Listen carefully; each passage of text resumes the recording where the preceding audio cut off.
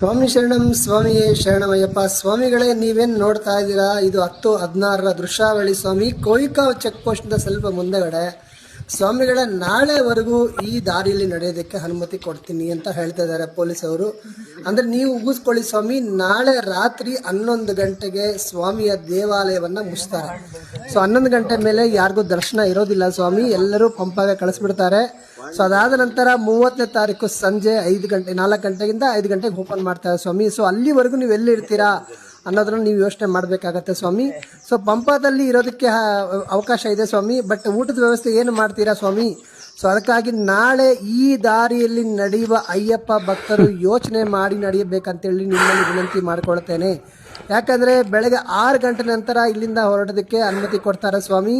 So ನೀವು ಸಂಜೆ 4:15 ಒಳಗಡೆ ಕರಿಮಲೆ ದಾಟಬೇಕಾಗತ್ತೆ. ಸೊ ಅದಾದ ನಂತರ ಪಂಪ ಬಂದು 11 ಗಂಟೆ ಒಳಗೆ ದರ್ಶನ ಮಾಡಬೇಕಾಗತ್ತೆ. ಸ್ವಾಮಿ ಶರಣಂ. ಯೋಚನೆ ಮಾಡಿ. ಸ್ವಾಮಿ ಶರಣಂ.